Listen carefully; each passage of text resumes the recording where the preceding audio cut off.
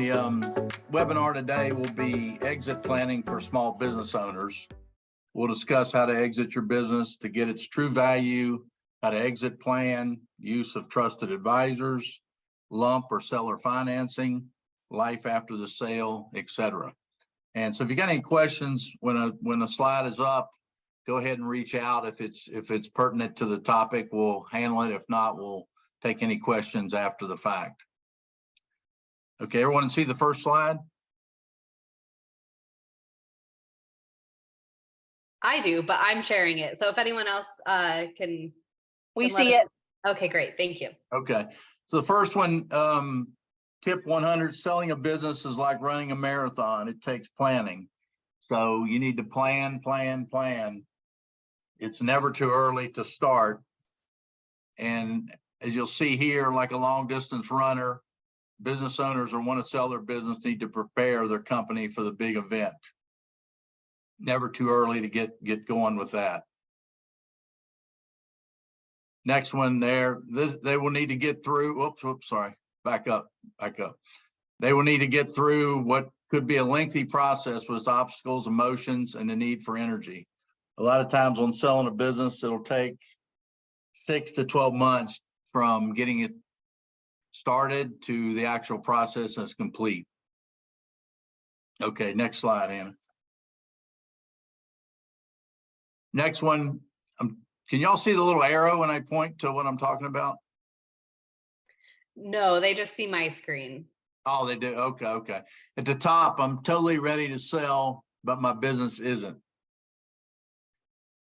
Then we'll go to the bottom. Even though most business owners know they will exit their business one day, many don't do the planning necessary to create the maximum value to sell. And when they're ready, it may be too late. 75% of owners are ready for their exits, but their businesses aren't. Like many people do on retirement planning, estate planning, wills, etc. For instance, only 30 to 40% of people even have a will, if something were to happen to them or their spouse, etc. So you need to plan. Okay, next one, Hannah. Yeah, on the top left, 52% of business owners say they would like to exit within the next 5 years. The one on the right, having a transition plan is important for myself and my business. 95% people agree with that statement. The next one, the bottom one in the pie chart, a typical small business owner has 70–80% of his net worth tied up in the company, which can be good or bad, but putting all your eggs in one basket is pretty aggressive. I've seen many a time where a company went down and the person really took a huge financial hit. For instance, the 08–09 when we had the last big recession and stuff like that. So a couple things to do there is diversify a little bit if you have extra money. Another thing to consider is use all the available retirement plans that are out there, like an IRA, a simple plan, a SEP, a solo 401, etc. You may be helping your business by tying in employees, putting them involved in the plan so you got less turnover. Also, you'll be able to put money away for yourself. And then lastly, in most cases, if something were to happen to your business or you were to get sued or anything were to happen, they can't go after that retirement money that you have put away. It's in a separate pot, so it's different, and therefore it's very protected. The bottom slide on the right, what owners do. 68% of owners in Colorado are unfamiliar with their exit options. So they need to speak with a professional, peers in the industry, family, go over their financials with their accountant, whatever it may be, but know what's available out there for your exit. Okay, next one. And I do just want to mention, as you bring up retirement plans, last week, the SBDC hosted a session on what those retirement plan options are. So in the follow-up email, I'll include a link to that if you need some context for that side of things. Okay, next one, what owners do. 78%, it's the top left one, 78% do not have a team of advisors to assist with their exit plan. It's very hard to sell a business on your own, it can happen. It's kind of a little bit like selling real estate, et cetera, on your own. It's a much tougher task, a lot more work, a lot more due diligence, et cetera. Therefore, it's good to have a business broker that's available, tax advisors, investment advisor, et cetera, to know what to do with the money and to get the business sold. Chart on the right, 65% have no documented exit plan. And the one on the bottom right, what owners do. And 48% of owners have no written personal financial plan. So, as I said before, you have to have a plan for your own finances, for your business, et cetera, to know what direction you want to head into. And then, and as I said before, also, only approximately 30 to 40% of people in the country have a will to divide their assets and whatever, which I find quite phenomenal, because everybody passes, and therefore the money's not divvied up, or it could be tax problems, or it could be issues with who gets the money, et cetera. So next one.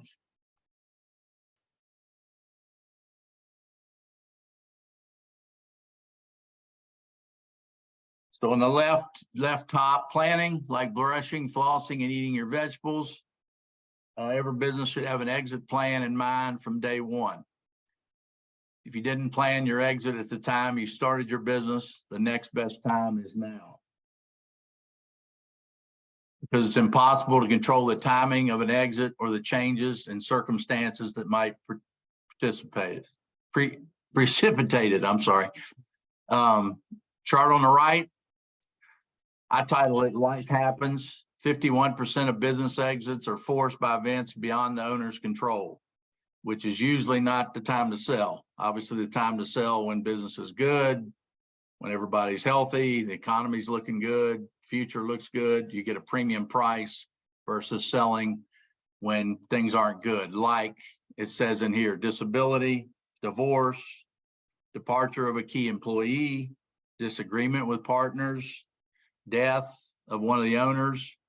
I added on a few other things myself. Economy. It's a little tougher to sell a business when your industry or the economy's tougher. Tax law changes is another factor. A new competitor might be in your space or might go into your geographic area. Changes in rent. You own a business and the rent suddenly goes way up, or you don't get a favorable deal on your future rent. Real estate values. A lot of businesses that might own the real estate along with it, like say, for instance, the car wash, et cetera. That land might not be worth what it once was as the area got better or got worse, is a factor in determining. Any questions on any of these, or can they speak, Hannah? Yeah, and if there's any questions or comments or anything, feel free to unmute yourself and let us know. Okay, next one then.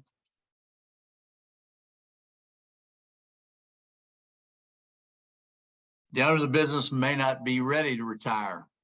So many older business owners, for whatever reason, aren't willing to sell their companies. So you have to be in the right frame of mind to sell your business.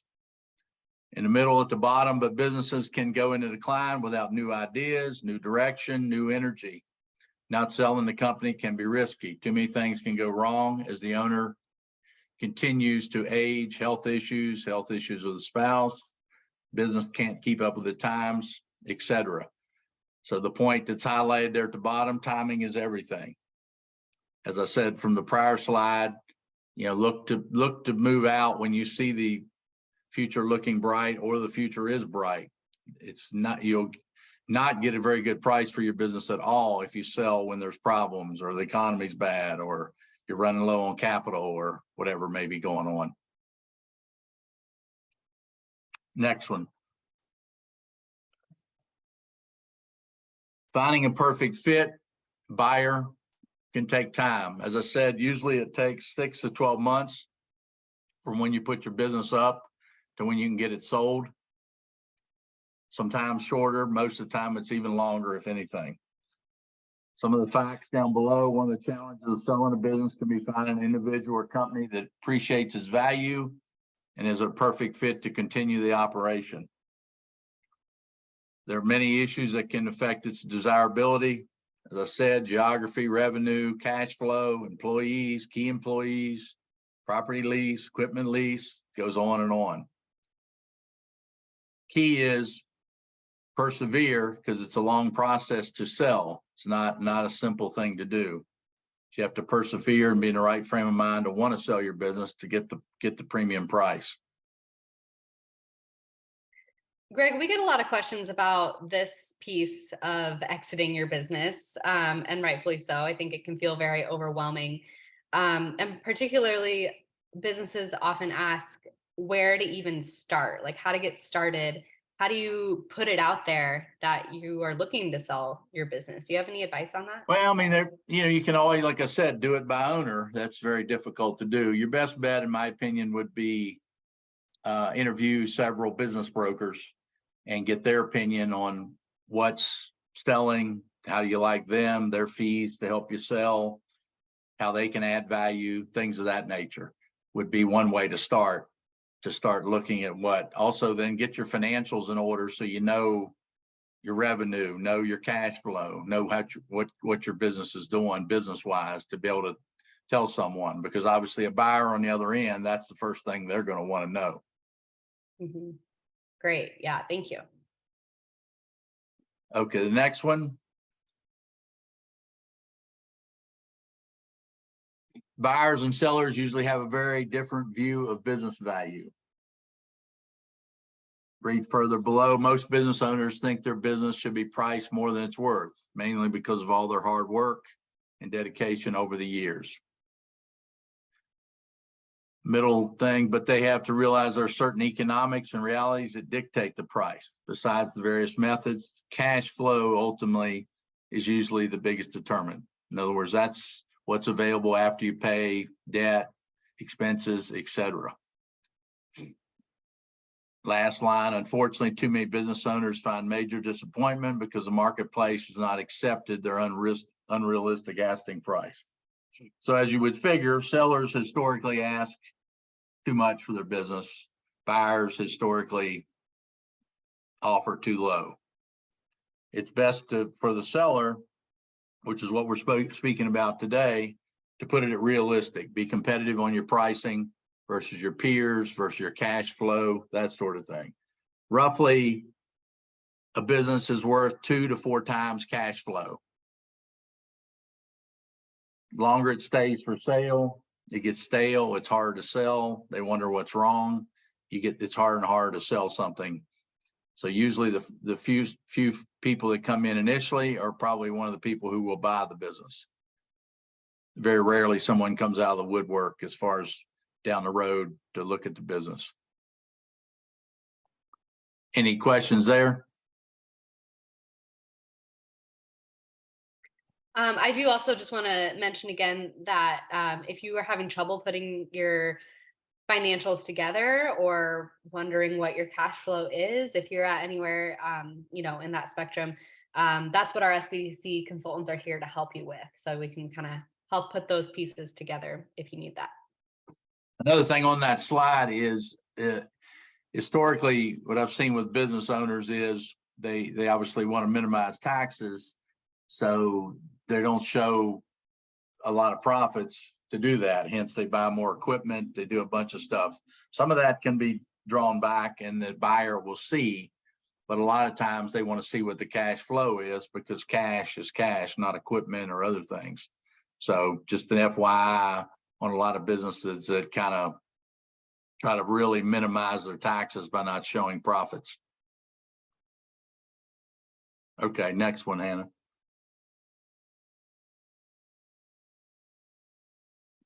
Up at the top left, 52% of business owners want to transition within the next 5 years. There are approximately 630,000 small businesses in Colorado. That equates to 328,000 businesses want to transfer ownership. Potential value, $1.7 billion. But industry stats indicate that 70% of these transfers won't happen. So most businesses, 30 to 40% of them will get sold. The rest of the deal won't occur. Down below where you see the pig, what's the plan? To the right, exit factor. As I've said, determine your current value, then also project your future value. That's a almost bigger value to the new buyer than the current one, because they're going to want to know, you got to have to paint a rosy picture as far as what their profits can be in the future if they do this and that. What's the industry looking like? Things like that. Projection of future value is probably worth more than what the current value actually is when you're painting the picture to a new buyer. So Greg, I have a quick question on this. When you're putting together an exit plan for your business, is that like an actual document that you put together and this assessment would be a part of that? Or is it more of just like a strategy for you internally in the business? Well, they say to write it down because people tend to act more when something's written down. They can work off of that. So if you have it written down, then you can maybe go back in the future and see what you had, as opposed to something that's just in your mind or something you're just thinking about. And you can actually see the real numbers and compare if the business changes or your valuation changes or things of that nature. So, but is it something that like a potential buyer would expect to see, that like you could hand them your exit plan? Well, it always, not necessarily your exit plan, but obviously they want to see cold hard numbers as far as what's the equipment worth, what's the land worth, what's the cash flow, what's on the employees. Well, here's a key employee. He's age 40 and healthy, and he plans on staying around. He's been with me for 10 years, et cetera. Come with some set things that people on the other side of the transaction can see that would entice them to want to, participate in buying your business. Okay, great. Thank you. Okay, the next one then.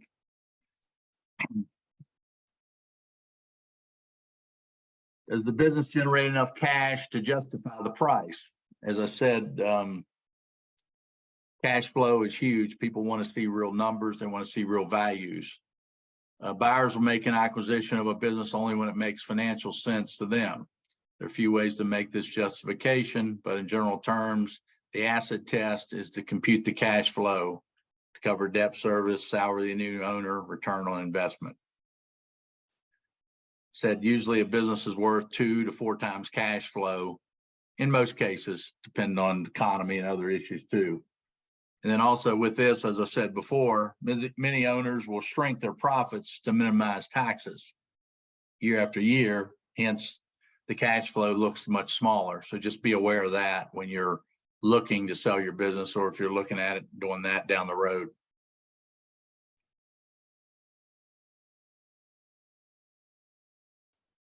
All right, next one. Business owners may have to finance the sale of their business. Okay. Hold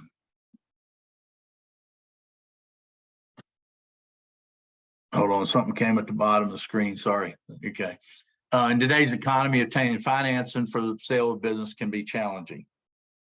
Bottom line, of course, there can be risks to seller financing, but there are also potential advantages, such as a higher sales price, greater pool of buyers, and easier closing process. So a couple things: about 37% of businesses, small businesses, are bought with cash, lump sum amount. They pay the buyer, boom, go on to the business, and everybody's happy. Seller financing is also a big tool. Historically, stats say probably only about 10% default, because on a lot of seller financing, they have to put up personal guarantee of some sort, their own real estate, their own something. So therefore, a lot of people are scared with seller financing, but what I've seen, and also what the stats say, only about 10% default. So most of the time you will get paid, because people have put that much up and did that much due diligence. Usually they will come through and pay for your business, whether it's a monthly amount for a few years or whether it's a yearly lump that they're paying in, whatever it may be.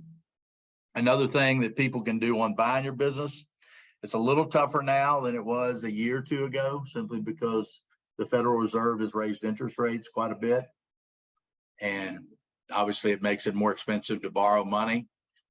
And the banks and credit unions, et cetera, have gotten a little tighter on lending, but there's still stuff out there. Another thing to consider is the SBA, which is Small Business Administration.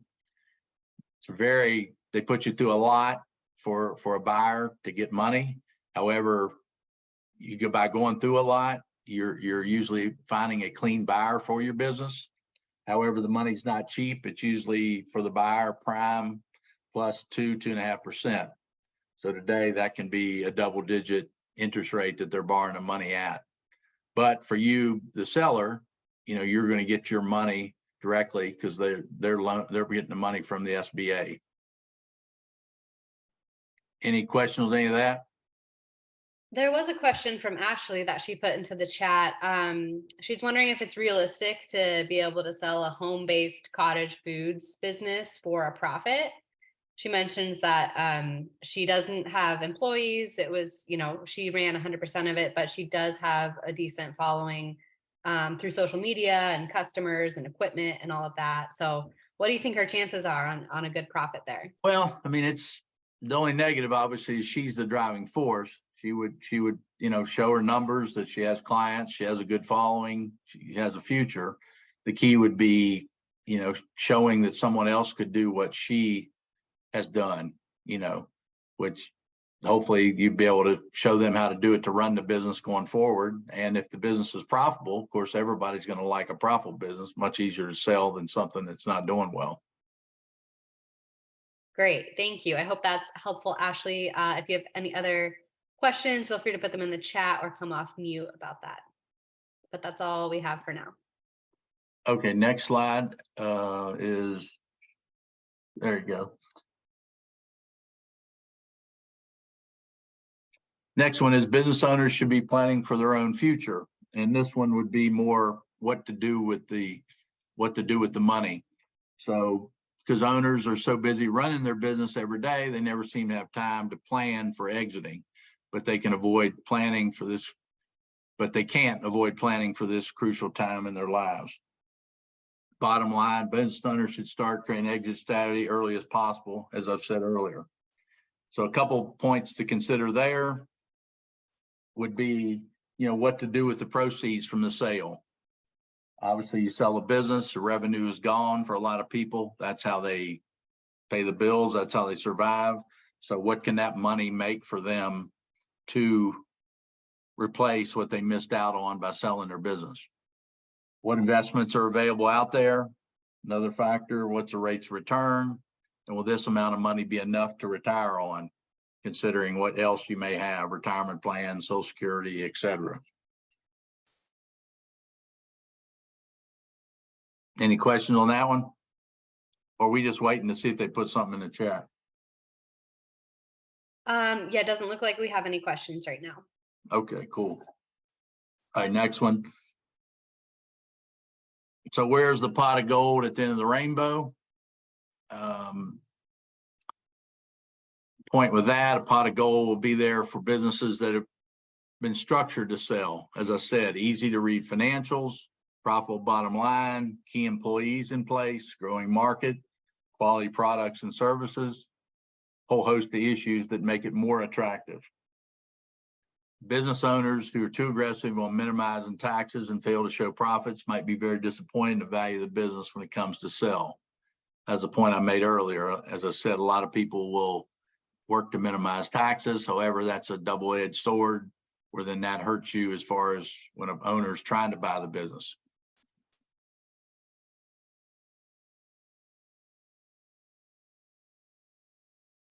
Next one. What would I do if I sell the business? So this would be more emotional, psychological on the deal. As you can see in the small print, grandkids, workout, travel, golf, read, volunteer, etc. You have to be, besides the financial part of it, emotionally ready to do it. Many owners are just plain afraid to sell their business because they don't know what they will do afterwards. So you have to be emotionally and everything ready to sell, because it's obviously a huge life-changing event for you to sell the business that you've built up over the years. And again, timing is everything on that for yourself and for the business. And and what it's worth. Greg, another question we get quite a bit, and you might be getting to this, but if not, I just want to bring it up. There's the financial piece, there's the emotional piece, but there's oftentimes I think some questions about the logistical piece. Like once you find a buyer, you settle on the price. What are the steps to actually make that transfer? Is it through the Secretary of State, or where would you go to make those? Well, you do it. You'd have to have an agreement drawn up. I mean, obviously you could do a lot of that yourself, or, go online with LegalZoom and whatnot. If you didn't want to get an attorney, I don't think you need to have, unless it's a huge business, spend a ton on attorney fees, but you need to have something written, drawn up that on this date, they'll buy the business and here's the financing terms and here's the, what's there. So it's a legal transaction that doesn't come back differently. And especially if you're doing owner financing, you need the financial terms involved, like I'm due to receive X dollars a month based on these criteria. So therefore you have legally your ducks in a row, just because, things, you never know what can happen down the road, the economy, the owner, just a lot of factors. Great, thank you. All right, next one. Next one's just basically as far as what to do with your money if you had it. This just shows the market returns on the S&P 500. The top is positive, going back to 1930. The bottom is negative, the years, as you can see. A lot more positive than it is. That's just a place that you can consider to put some of the money if you do sell your business. So you can get a return to live on to replace the income that you had with your business. You can go to the next one then. And at the bottom, you'll see the 5, 10, 20, 30-year return on the market. 5-year from 17 to 21. It's average about 17 after inflation, 13. 10-year, 14.8. 20-year, 8.9. And a 30-year, about 9.8. So just another thing to consider as far as what to do with the money. Kind of the last piece once you have the business sold or are considering selling, wondering how can I replace this income that I get from my business that I get every week or every month. Next one would be if you want something like with a fixed guaranteed rate. The other side of the coin with interest rates being up is you're able to lock in at a pretty good rate. We can broker CDs, which are guaranteed income with banks all over the country. So you have zero risk on losing your principal. And you're looking in the 5 to 5.5% range as far as on that you could do with some of the money to obviously get you some income to replace the revenue you lost from selling your business. Another thing to consider is on a lot of small businesses, they keep a good bit of cash, obviously for a rainy day and for risk. With interest rates up somewhat, it's something to consider as far as to put their money into, as opposed for years, it's been drawing basically zero in money markets and things like that. So it can give you an extra return on the money that you have in your current business, or if you do sell the business.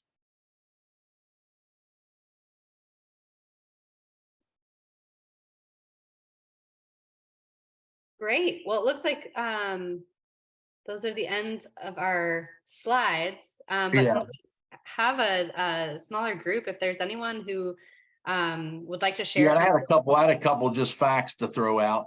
Oh, please. Yeah. You got a minute? Just a few facts. Some of these I went over, but just to tell you some more things. Approximately 30 to 40% of businesses listed for sale actually sell. And also approximately 37% of businesses sell for cash. The rest obviously are seller financing, SBA loans, etc.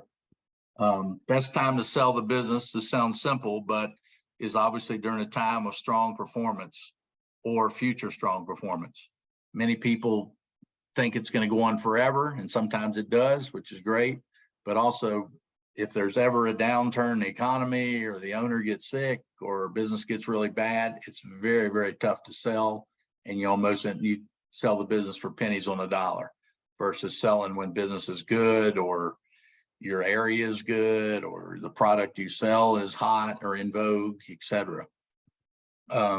Again, most businesses sell for approximately 2 to 4x cash flow. So consider that on selling it. Also, another factor, this is more for people who are buying the business. Usually there's an 80 to 90% success rate if you buy an existing business, which is much, much higher, obviously, than starting a new business, because it's already in gear. They've already got customers. They already got marketing. They got maybe a local presence, maybe the real estate, etc. So it's works out well. Your success rate is really strong if you buy a business that's solid and has a good owner and has real financials. Again, roughly six to 12 months, typical time to sell a business is how long it takes. About 60% of people sell their business to fund retirement. So a lot of businesses are sold by older people to fund their retirement, as they just have worked it so many years or get tired out or want to move on to different things. And then last, the number one reason a lot of small businesses fail by far is lack of capital or lack of cash. They started on not having enough to back and support their business. Yeah, that was it. Thank you for those. Some of those are really compelling, especially the one that stood out most to me was the success rate for buying an existing business rather than starting your own from scratch. So yeah, very interesting. And so if any of you would like to share just a little bit about where you're at in this journey, if you're just starting to think about selling your business, or if you're in the midst of it, we have some time if you want to learn from our peers about how this process is going for any of you.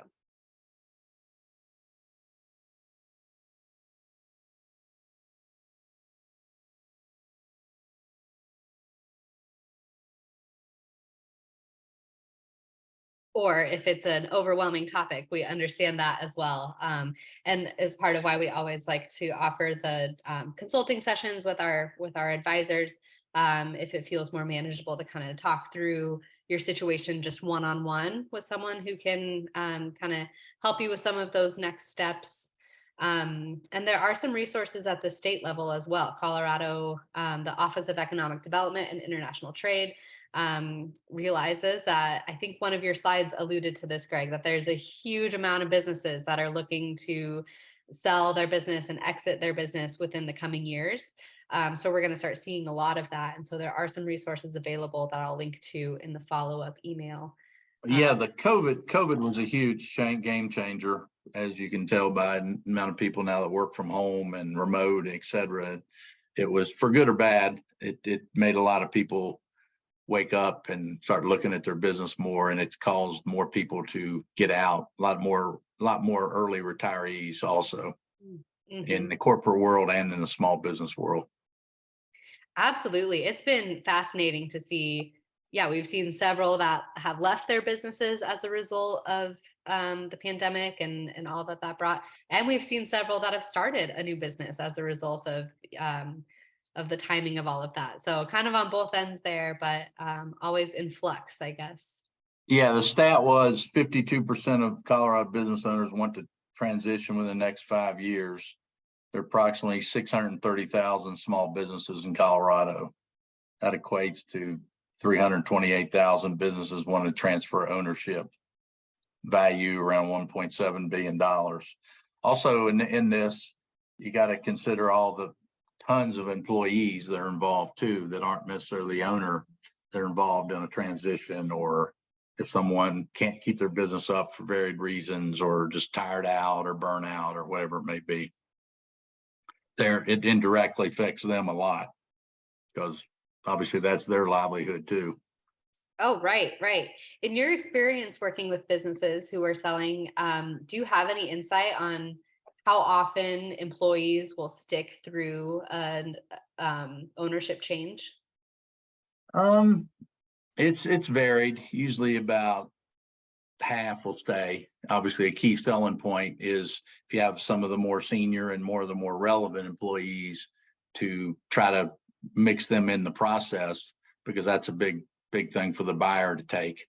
Another thing on that would be, not to get into the other topic, because you mentioned that before on the retirement plans, but that's another thing why I brought that up. If you, besides that money is different than the business as far as if something were to happen, if you do set up a plan and have something for your employees, they're usually a little more loyal when there's something available where maybe you put a little skin in the game for them and they feel part of the team, feel like they're part of the whole deal too.